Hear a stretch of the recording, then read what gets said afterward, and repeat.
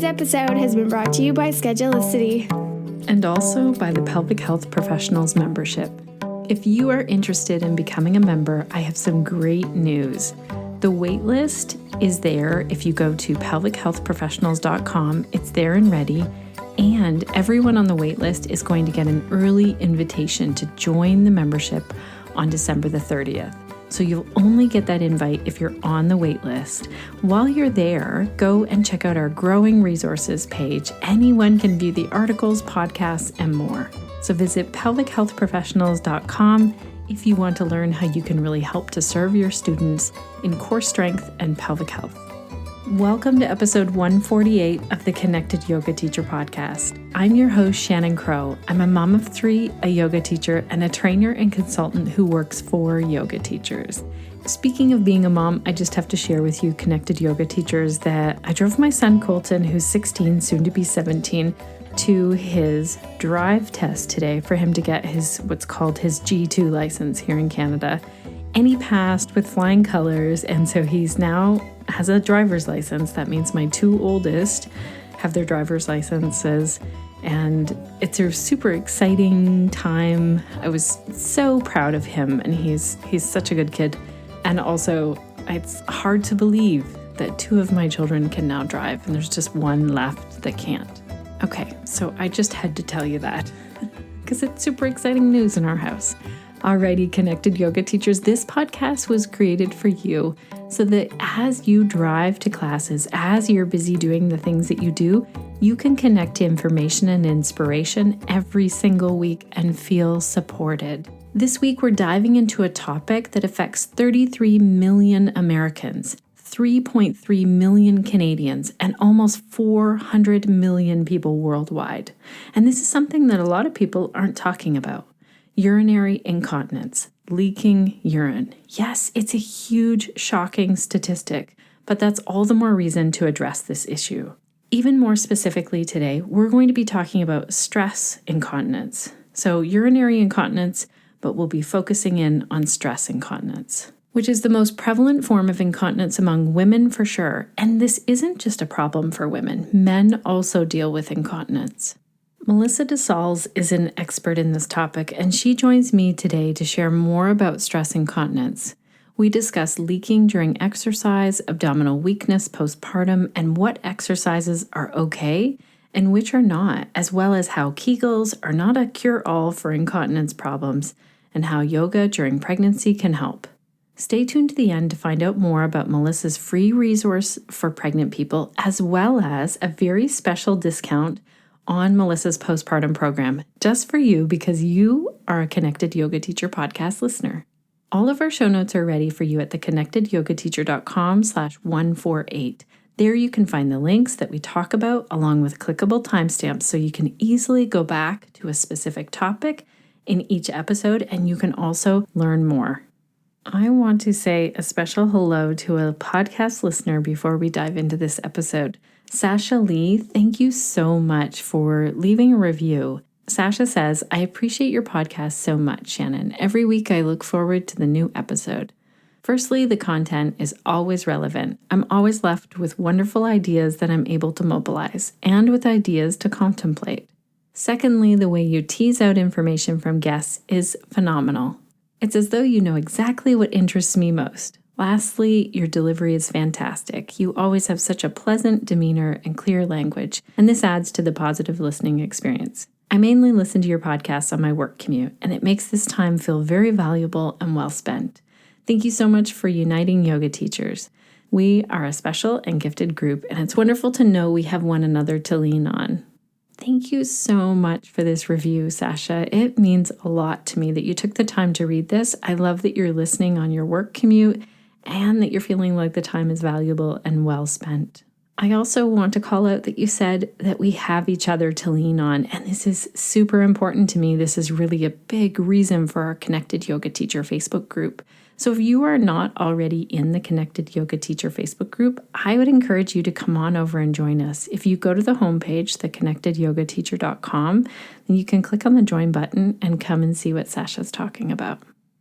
Melissa Dessaules is a registered physiotherapist with extensive training in the management and treatment of pelvic floor dysfunction and perinatal health. Mellissa has a special interest in the area of women's health and is also the founder of Mommy Berries, which offers a postpartum program to guide new moms through the early healing phase in a way that promotes healing and recovery of the pelvic floor and core muscles. Today, when Mellissa and I talk, you're going to hear how it was her own journey through pregnancy and postpartum recovery where she discovered the lack of awareness towards the pelvic floor, a socially taboo area of the body, and the benefits physiotherapy can provide.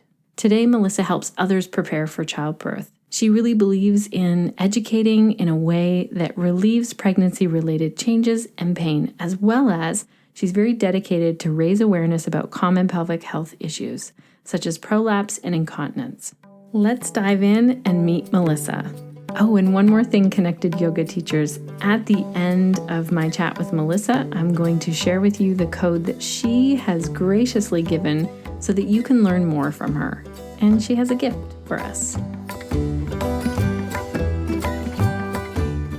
Welcome to the Connected Yoga Teacher Podcast, Mellissa. It's great to have you here today. Yeah, I'm happy to be with you. I was telling you before we hit record here that I love following your Instagram stories, and I love the analogies that you give about pelvic health in a way that makes it very clear. So thank you for doing that. Yeah, and I was just saying, I think that's just how my brain works. It's how I understand things, and so I'm glad that it helps others too. So tell our listeners who you are and what is the work that you do. Yeah, so I'm a physio. I've been a physio for, I don't know, coming up on 14 years, I think. But I never thought I would do this. I mean, I hardly listened when we had 2 lectures on this in class because I wasn't going to do that. But I spent most of my years working in a hospital, mostly with neuro patients, like head injuries, spinal surgery, stuff like that. And then I had a child. And I actually did a complete 180 because even as a physio, and my husband's a physio too, we could not figure out my body after I had my first child. I had all sorts of embarrassing symptoms that a lot of other women have, like leaking, painful intercourse. I could not get back to activity, and I'm a pretty active person. I just kept injuring everything, and we just couldn't seem to figure it out. I started seeing a pelvic health physio myself, and that's when I was like, whoa, this is a whole new, like, blew my mind. And I just dove in, and that's all I do now. So yeah, I work in Kelowna in BC, and that's all I see now. I see primarily pregnant and postpartum women, but obviously anyone that has anything to do with the pelvis, really. Right. I love how you said that you and your husband both as PTs couldn't figure it out. So Yes. it goes to show, and I don't know how PT school is changing now, but it goes to show that you don't learn a lot about pelvic health. Like you said, there were 2 lectures. Well, that's what I remember. I'm sure there was a few more than that, but we literally touched on it. And it was kind of like the pregnant women have special considerations. We talked a little bit about the pelvic floor, but most of us weren't even listening. I know that there's more in the schools now, so I'm not trying to say there's nothing. There's definitely more now, but it's not for everybody. So why would they spend so much time on it in school? To really get into it, you have to take some specialized courses where you learn some very invasive techniques, right? And so they're not going to teach that in school. Right. Yes. Okay. So you decided because of your own journey and your own experience that you were going to specialize in this and started to learn about it. Now, today, I'm so excited that we get to talk about urinary incontinence. And maybe people are like, why is that an exciting thing to talk about? I just want to say that, so I started learning about pelvic health, started to learn about stress incontinence versus urge incontinence, leaking urine. And I decided to teach a class where I weaved a bit of that information in. And I took some cards with me for our local PT. And I just had them there. And I said, if anyone is dealing with any type of incontinence, I brought a card for a local PT. That's who I would suggest going to see. I would say over half of that class came up to take a card. And I was Yes. that was my first aha moment. And that's funny because you and I were talking just right before we started recording on the stats on incontinence. And I said, honestly, Shannon, I don't know the exact number. You'll read a different number everywhere.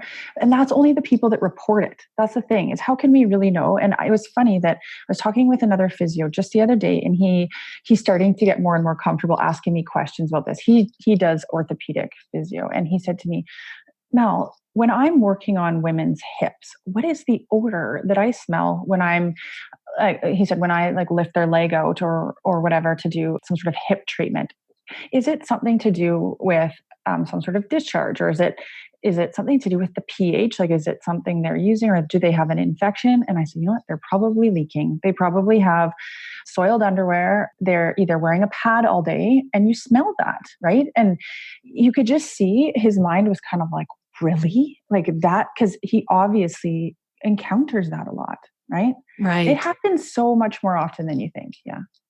You're right in that I've heard stats thrown out there, like 1 in 4 women, 1 in 9 men. And part of me, I like to joke at the beginning of the class where I'm going to focus on the incontinence piece of things, or when I'm talking to people, maybe it's 100% and people just aren't talking about it. So, Shannon, when you get together with all your girlfriends, if you had 10 of them, do you really think that only like 3 of those 10 women would be saying that? How many of them are like, oh, I don't go on the trampoline, or Right. That's more than 3, or do you know what I mean? Like, Yeah, it's a lot. it is a lot. So Yeah. not sure what the stats are, but Yes, we decided it's lots. And someone was telling me the other day, oh, I have a bit of leaking. She's like, always in my mind are your words. It's common, but it's not normal. Yeah. And I don't want to make anybody feel bad. So do you have any Yes, thoughts on that? I do, because I think that it tends to be, these are embarrassing things to talk about, but I always try to take the embarrassment and the fear out of it and explain. So the pelvic floor is a group of muscle, and it's very different than other muscles in our body because it has quote unquote embarrassing jobs. So one of its job is to make sure that we don't leak pee when we don't want to, right? And so it literally acts like a clamp on the hose that drains the bladder. That's what the pelvic floor, that's what its job is. And its job is to make sure that clamp is on unless we sit on the toilet, right? And when we sit on the toilet, it needs to relax and let the pee out. Otherwise, it should be on, making sure that no pee comes out. And so if we are leaking when we don't want to, obviously the pelvic floor is not doing its job well, okay? So if you think of other muscles in the body, if they don't do their job well, let's say your bicep doesn't do its job well, you're not going to be surprised that you can't throw a ball properly or you can't lift a child properly because your bicep is not working properly, right? It's not embarrassing, but it's the same thing. One of the muscles is not doing its job well, therefore you're having problems. And what I always explain is that every muscle needs to be able to move, right? To do its job well. It needs to completely relax and completely tighten. And I kind of explain that as a scale so that people understand that your muscle needs to be able to go from 0 so that it can completely relax, but it also needs to completely tighten to 10 so that you can be really strong. Okay. Right. If you take the pelvic floor and apply that same thought, it needs to completely relax when we do things like go to the bathroom or when we lay down to go to bed, or obviously you want it to really open when you deliver a baby vaginally. But it really needs to tighten when you do things like cough or sneeze or laugh or jump on a trampoline. It has to work really hard during those things, right? During those tasks. And if it can't, then you're going to leak. Correct? Right. Because the clamp needs to come on the hose even harder during those hard things. Those are usually the times people leak, when you usually hear jump, sneeze, cough, laugh, jumping jacks, running, or it's the things that we need the muscles to work the hardest. So essentially, the stress incontinence comes from the pelvic floor not being able to withstand that pressure you're putting on it. Okay, this is great. And I just want to clarify for our listeners that they probably have already heard us both say stress incontinence versus urge incontinence. And I think it can be confusing with the name, one, because all incontinence is usually stressful for people. But do you want to explain the difference between stress and urge? It's funny. If you have show notes, I'll include a link for you. But I actually just put together a video for on YouTube that's all about this. So that'll be a kind of a refresher if you want to add it. But Sure. But yes, stress incontinence, when you talk about it, people think, I find right away when I explain stress incontinence, they're like, well, I'm not really stressed out. It's like they get a little bit defensive. Right. And no, you're right. It's not from being stressed out and therefore you're incontinent. It's from something causing stress on your bladder. And therefore the pee can't be held back by the pelvic floor. So usually it's something from above the bladder that's causing stress down, that the pelvic floor can't close the clamp tight enough. So that's where usually the cough, sneeze, laugh, blow the nose, all of that comes in, is that they are what's causing the stress. Right. And another one actually is when people kind of go to stand up or sit down, you think of the bend causes the stress or the compression on the bladder. And that's often what makes people leak. So you're right. It's not a stressful situation. Well, it is, but it's not your brain being stressed that causes it. Yeah. Right. Versus urge incontinence, I feel like usually has more to do with the brain. Yes. You say that. So yes. So urge incontinence, usually you're right. It has way more to do with the brain in that the brain is getting signals from the bladder saying, I gotta go, I gotta go, I gotta go. And the pelvic floor is not able to withstand that urge of the bladder to let go. The bladder is telling you, like, it's that feeling that you have to go so bad, and your pelvic floor should be able to hold the clamp tight enough that nothing gets out. But if the bladder and the brain are kind of stronger in that relationship, they'll force through that pelvic floor. Right. Yeah. Okay. You're right. Now, often people have both. Right. That's what I was going to say. Yeah. Yeah. And so it can be confusing. This is where it's super important to go see someone who specializes, like a pelvic health PT. So in the US, then that's a physical therapist. In Canada, it's a physiotherapist. Yeah. And so when someone comes to class, like say to a yoga class, I've had people just leaving class and just chatting to each other. And then they say, oh yeah, like I just realized this weekend that I couldn't jump on the trampoline. Or you'll go to do a movement in yoga class and people are like, no way, like there's no jumping happening at all anymore. So what would you say to someone if you were, in that class, in that situation? Well, I would say that that's really common. I say that when people have any incontinence of any type, your options are to just deal with it, right? And to maybe wear a pad or chalk it up to, it's part of life now, or do something about it. And when I say do something about it, some people go see their doctor, and sometimes they're put on medications that essentially either make that bladder message a little bit less if they're having the urge incontinence, or I don't know, different medications they'll play around with that will kind of play with that whole system. I just want to say that those medications have all sorts of different side effects that can make everything worse. Or surgery. I see so many discussions on Facebook groups saying, I'm leaking, what are your solutions? And a lot of women are saying, I went and had surgery. And I'm not saying, I will never say that surgery is bad and it's the devil, because it's a great option for a lot of women. I'm generalizing here because there's so many different ways to do surgery, but often with the stress incontinence, they essentially end up kind of suspending the P tube, the urethra, a little bit so that it can't open as easily. Okay. So that's kind of what they do. Is it doesn't drip, it doesn't easily come out. A lot of women are left having to force their pee out, right? But after the surgery. Yes. So that is an option. So I'm just giving you your options. A lot of women haven't even heard that physiotherapy is an option for this. And so what we do is we deal with a little bit of everything. So obviously we deal with the muscles, the pelvic floor that act as the clamp, right? We work on making sure the pelvic floor can tighten all the way when you need to, but also that it knows how to relax so that you can tighten when you need to. We work on also managing the pressure that's causing the stress incontinence. So a lot of women, like, that's part of us doing an internal exam. Some women might say, it's only when I do this movement, or it's only when I sneeze after 3 times, or what have you. But when we can feel inside what the pelvic floor muscles are doing, we can give a lot more guidance as to, oh, this is what you are doing when you do that.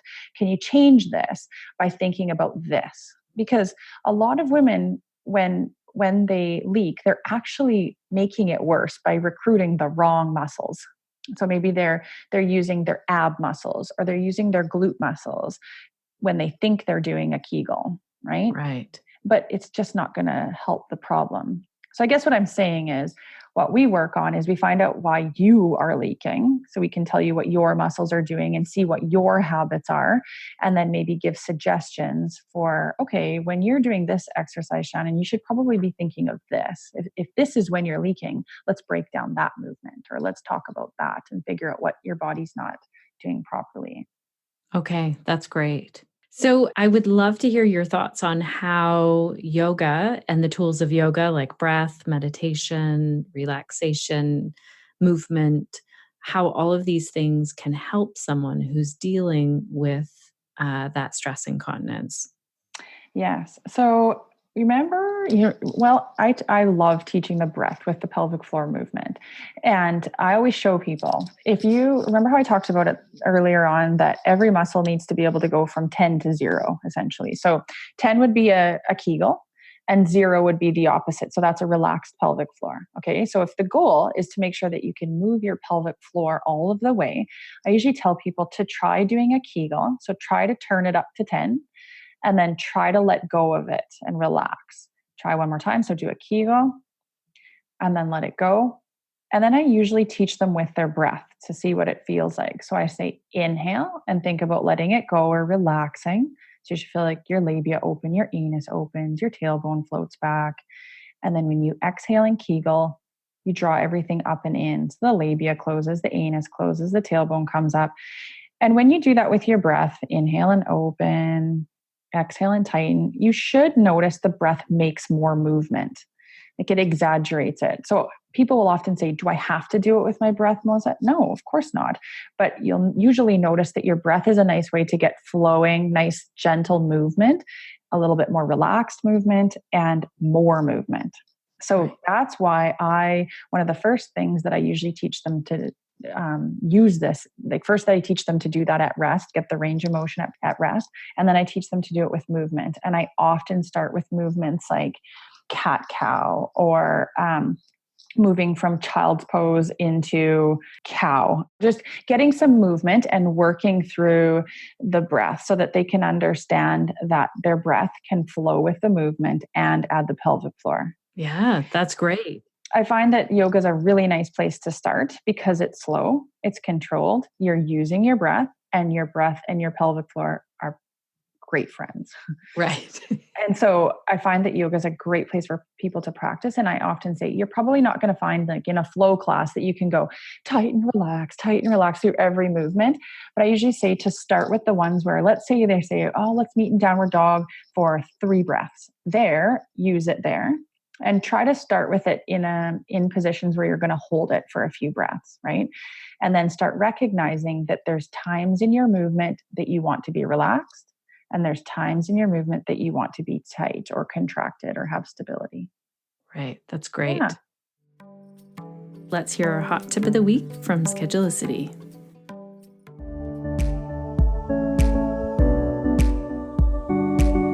Hello, Connected Yoga teachers. This is Ren with the Schedulicity Hot Tip of the Week. Once you have an email and content strategy, Schedulicity makes it a breeze to commit and follow through. The client communications tool allows you to send email messages to your clients and use their Schedulicity booking history to filter them into groups. It's never been easier to target your emails and market directly to the people who are most interested in your content. Keep that personal touch without sacrificing your personal time.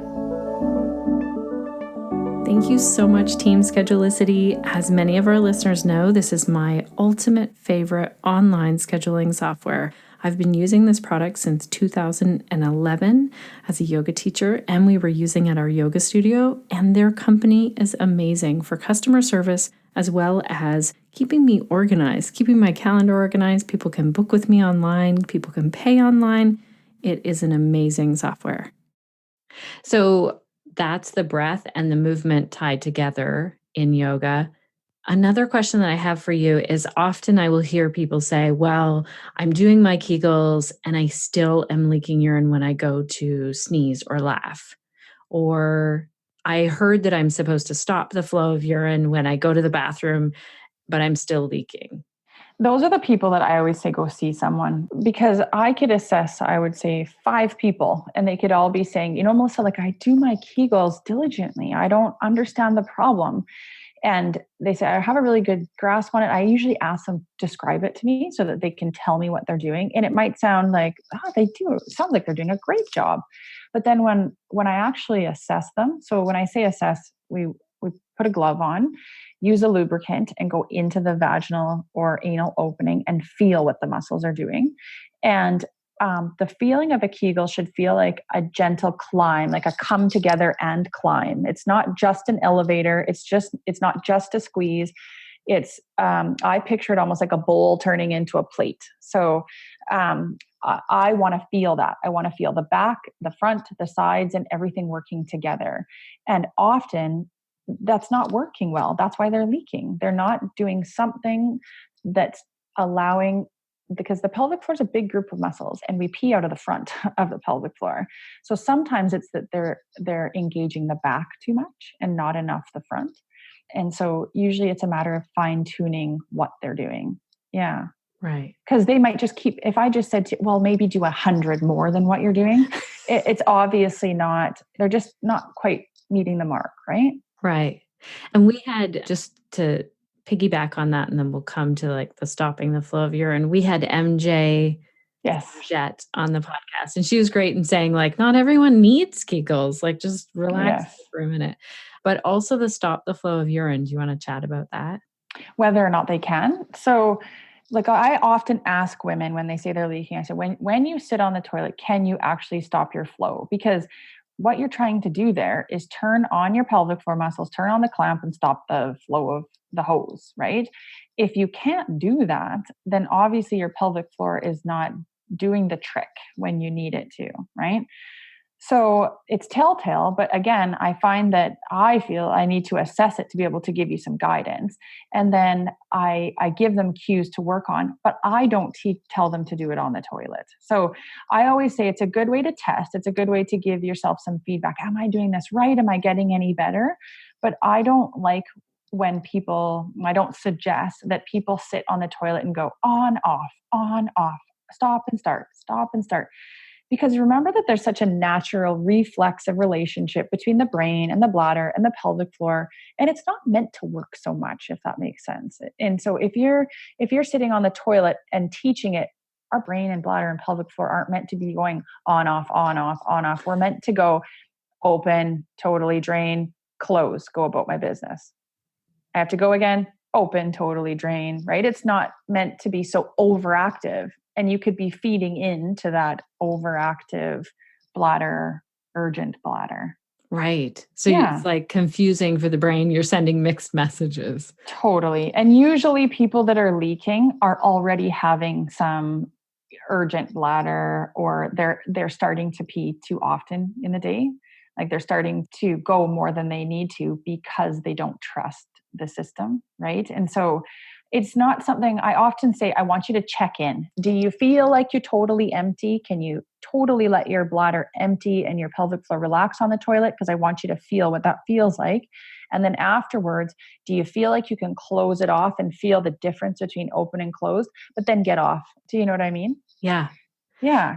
So when would we expect to see a little bit more of that stress incontinence? We've listed all the places where people usually feel it. And I just want to call in, like, I've also heard people say, well, I just had a baby and then, oh my gosh, it's devastating. I just peed my pants. Yes. And that's totally normal. So think about it. So the pelvic floor takes on a lot of extra weight and stress when we're pregnant, right? first of all, you've got all this laxity in the pelvis. So those pelvic floor muscles are working overtime.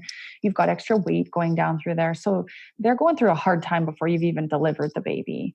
And it's normal and common to leak a bit when you're pregnant because of that. It depends where your baby's sitting. It depends how full your bladder is. There's all sorts of things going on. I don't want people losing sleep if they're leaking a bit during pregnancy. If you feel like you're leaking a lot, I would go seek help because you're probably about to leak even more after. But all I'm trying to say is I don't want you thinking that you're a total failure if you're leaking a bit during pregnancy. The odds are kind of against you a little bit, right? Right. Then we deliver a baby. So whether it be a C-section delivery or a vaginal delivery where the pelvic floor has to stretch 200% and is very common to tear the pelvic floor muscles during a delivery. Again, quite normal. So you've injured the muscles, right? It makes it sound so scary and traumatic, but if you just think of it, it's an injury, and injuries make the muscles not work as well. And one of the jobs of the pelvic floor is to make sure that we don't leak. And so if it's injured, it's been hurt, it doesn't want to move, it's going to have a hard time holding your pee back. So a lot of women after babies notice that they just can't control it at all for a couple days, but they usually notice it gets better and better as the muscle starts to feel a bit more comfortable. The muscle, I always talk about that scale of 0 to 10. In order for the pelvic floor to work well, it needs to move between 0 and 10. It's not going to be able to tighten very much after it's been hurt. It's probably not going to want to relax because it just relaxed big time to let that baby out. So it's protecting itself, right? And so usually you should find that over time, the muscles start to work a little bit better for you.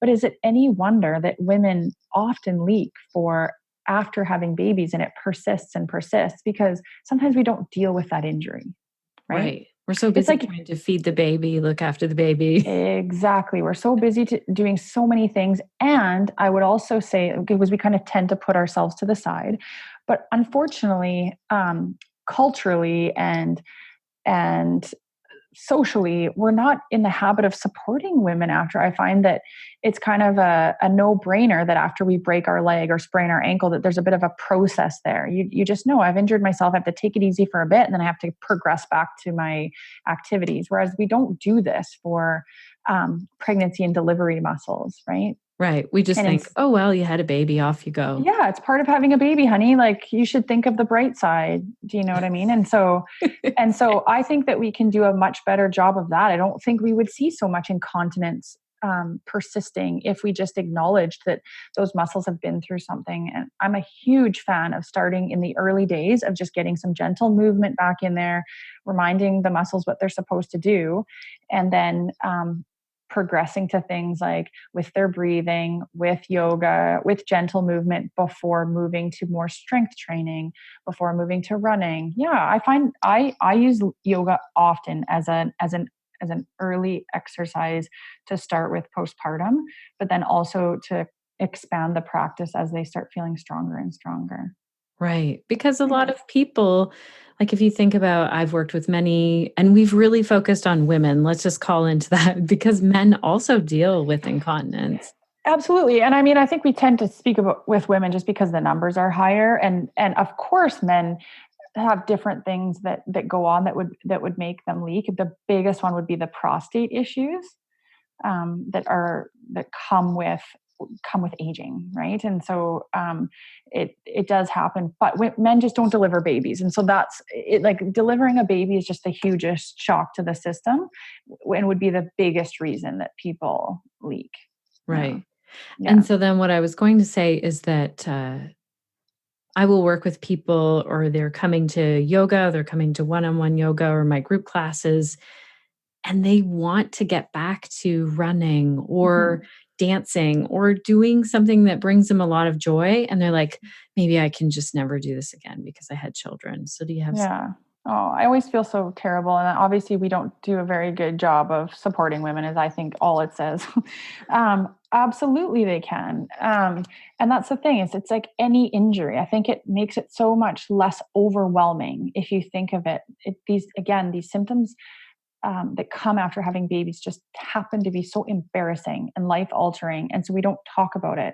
And if the same woman came to you and said, I hurt myself. I fell down the stairs and I broke my leg. I don't think I'll ever run again. I don't think she would say that, because she would just understand. She'd be, you know what, like, this is going to take a while. Bummer. I am bummed because I've lost this season. But really, I mean, I know before I know it, I'm going to be, walking on my leg again. I'm going to be back at the gym and I'm going to slowly start working up to running. And so pregnancy and delivery don't have to be different. I mean, obviously we all go through different pregnancies and deliveries, but you see it all the time. If you treat it like an injury, listen to your body, but slowly progress back. There's no reason that you can't get back at least most of the way. Do you know what I mean? If you were a very elite athlete and you're looking to go back and win an Olympic medal, maybe you're going to be held back a little bit with the high level of training you need to do. And maybe you won't totally get back to winning. Do you know what I mean? But you will run again. Right.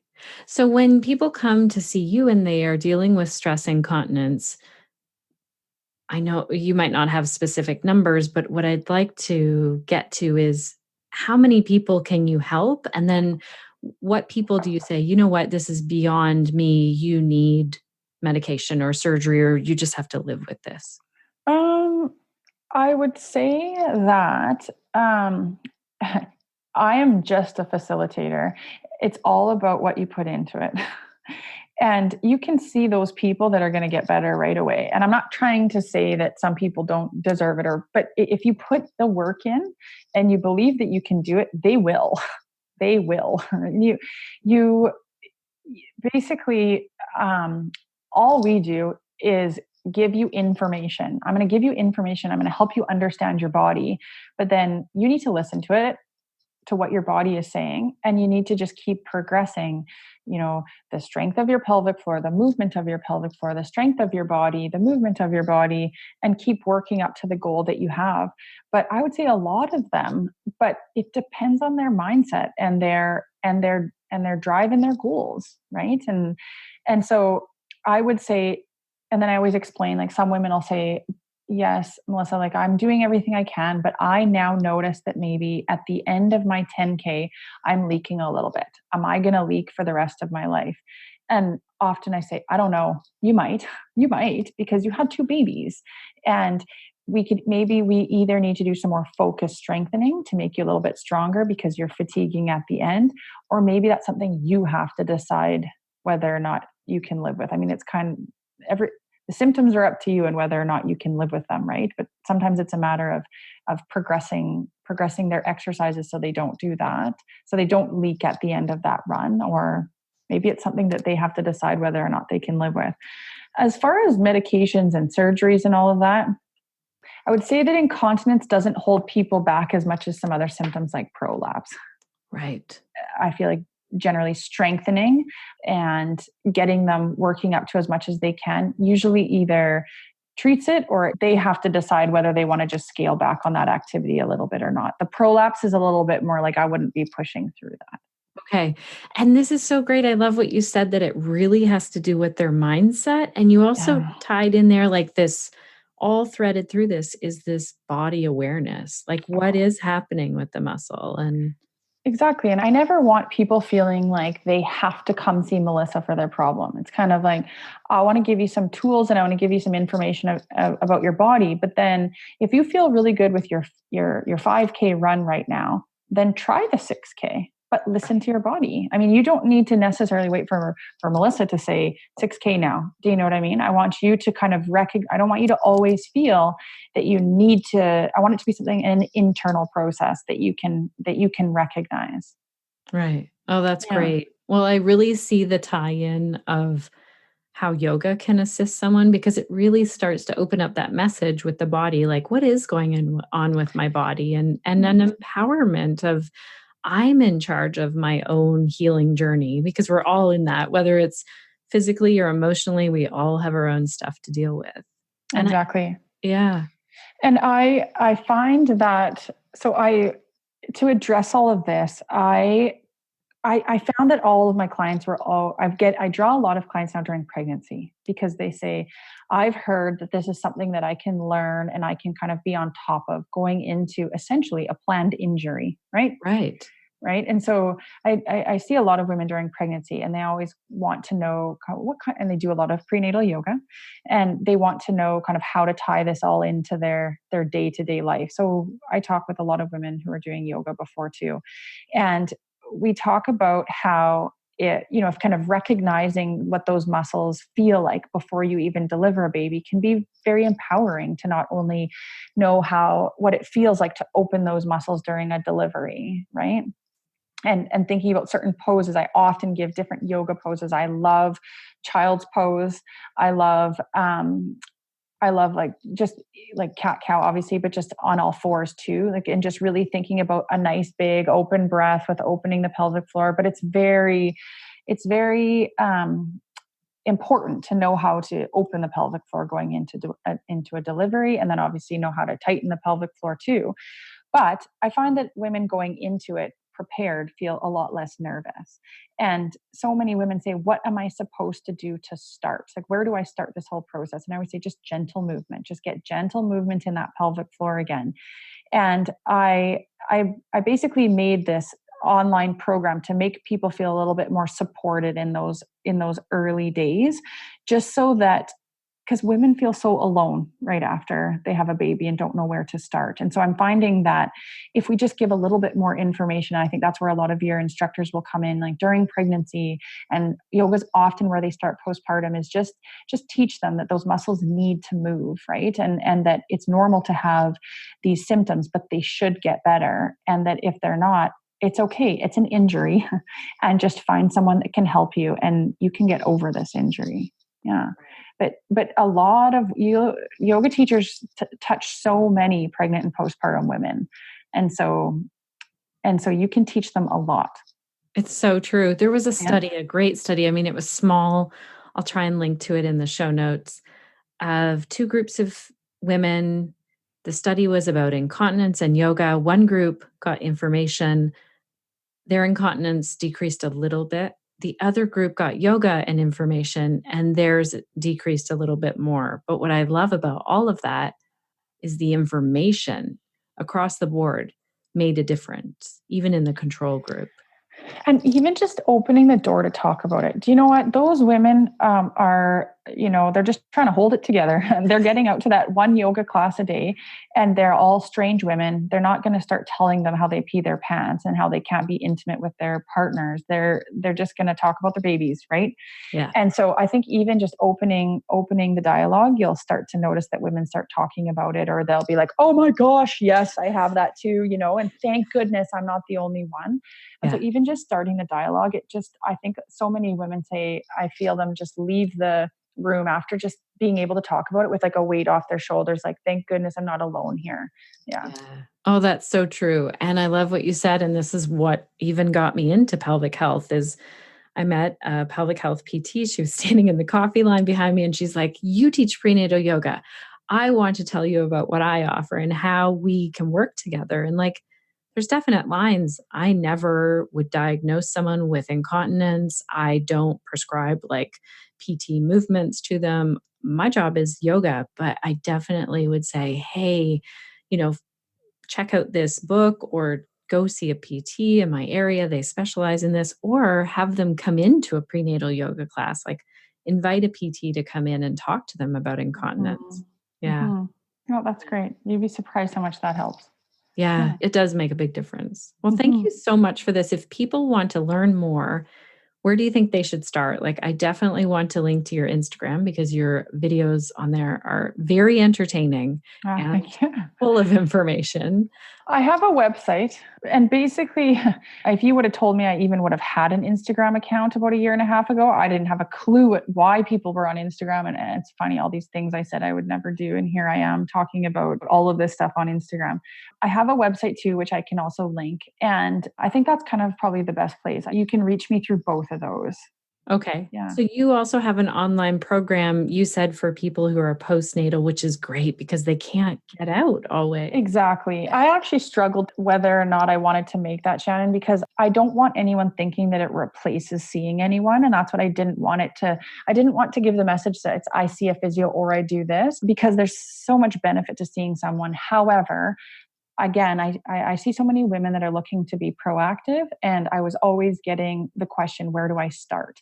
And the reality is most people don't come to see a PT for about 6 or 8 weeks postpartum at the earliest. Right. And usually it's because they're coming because they have symptoms. Something's wrong, right? And they want you to help them deal with something that's wrong. And I wanted people to feel like they had a plan in those first few weeks. I'm not talking intense exercise. I just want you to know that getting those muscles moving with some blood supply, getting the nerves getting used to firing again, understanding that those muscles have to relax when you go to the bathroom, they have to tighten when you pick up your baby. So many just day-to-day things that you can be doing to just start those muscles off on the right track, build good habits, so that when you do feel better, your body's ready to do more. Because I think we're in this habit of nothing, run, boot camp. Yeah. And then the wheels fall off the bus. That's what I did the first time. Right. And so I recognize that. And I just want people to feel like they have a bit of a plan. I want them to rest. I want them to relax, but I want them to wake up the muscles. Plus, it comes with a private Facebook community where I'm there to answer their questions and talk them through some of the symptoms that they're having, set them up with resources in their community.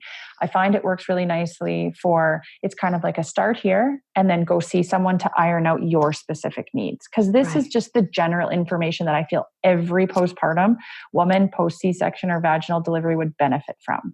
Right. It's not the fine tuning of Shannon wanting to get back to 5 days a week yoga and Janet wanting to get back to marathon running. Like that needs to be individually assessed, I believe. And so, so I think that's what it does is it gets you started. And I get over and over that women say, oh, thank you for just giving me some information about what's happening with my body and giving me a plan to start with. So that's what that is. That's amazing. It sounds like you really created it with you in mind. Yeah, absolutely. This is what I needed. And this is what all my clients express that they need. Yeah. That's great. And I always say to them, feel free, if you'd rather come in and see me, then come in and see me. But the reality is most of them are struggling with a baby and struggling with they can't iron out a time. And I was able to put the program way cheaper than one session with me just because you can buy it online. Right.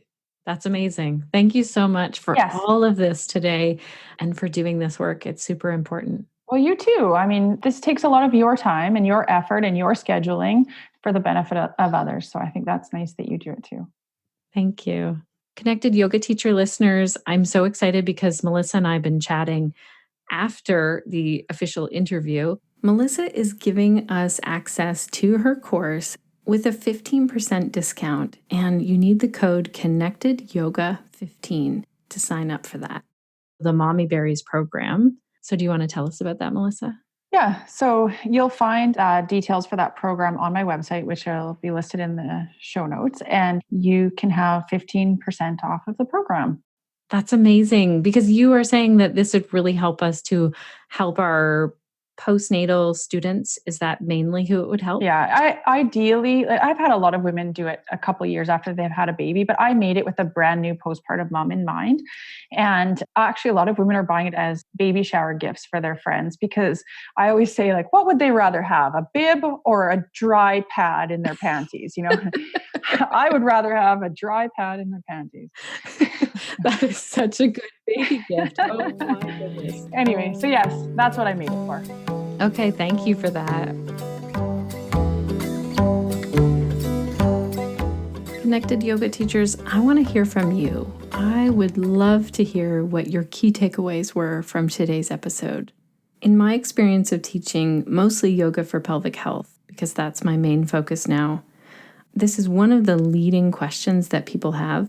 How do I cope with or reduce or deal with, or what do I do about urinary incontinence? And it's also the question that everyone is afraid to ask.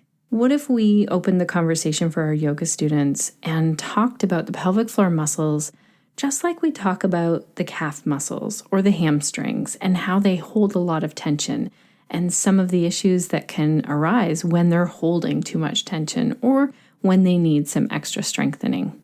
I'm not saying everyone needs to start talking about the pelvic floor. If you are uncomfortable talking about this, then it isn't your thing, and send that person to a yoga teacher or a PT or someone who is really into educating about pelvic health. Melissa's Instagram account is amazing for this. This podcast, and we have many other pelvic health podcasts, you might pass these along to your yoga students as well. What I love is that yoga offers so many tools for someone who is dealing with a pelvic health issues such as incontinence. This is why I'm super passionate about yoga teachers learning more. This is why I am so excited that Mellissa has a little bonus for all of our listeners. So you can check out her bonus. You can also check out Pelvic Health Professionals. Mellissa is giving us access to her course with a 15% discount, and you need the code ConnectedYoga15 to sign up for that. Again, that's ConnectedYoga15, and if you're like, oh my gosh, I'm driving, how will I remember this? Don't worry. The link to the course and this code will be in our show notes. Also, in the show notes is a video that Mellissa did where she talks about stress incontinence. I have that link ready for you. And also, I wrote an article, Stress Incontinence and Yoga. It's on Yoga Anytime. I will make sure that I link to both of those. And if you're listening in real time, it is 1 week from today when the doors will open for anyone who is on the waitlist for pelvic health professionals. So go check that out. Go to pelvichealthprofessionals.com. We would love to see you in there, learning with the many professionals, midwives, PTs, yoga teachers, doulas, doctors, massage therapists. It is an amazing group of people. I'm getting ready to sign off here, Connected Yoga Teachers, but I wanted to say a huge thank you to you for tuning in today, for learning about this in ways that you can, even if you're not talking about stress incontinence, you can bring in the breath, you can bring in the relaxation, and you have that information. Your students are benefiting even if you're not talking about stress incontinence. Also, a huge thanks to our team over here at the Connected Yoga Teacher, Suzanne, Crunch, Nick, and Sinead. Thank you for all that you do. Thank you for making today's episode. I'm not sure if I've gotten a chance on the podcast to say a huge welcome to Sinead, who's new to our team. So we now have Suzanne, who does the audio, Crunch, who does the show notes, and Nick and Sinead are really in our Facebook group, answering your questions, making sure that the conversations in there are super helpful and really looking after you in there. Alrighty, Connected Yoga Teachers, I want to know, what will you be doing this week to stay connected to yourself, to your yoga practice, and to your community so that you can share the yoga that lights you up?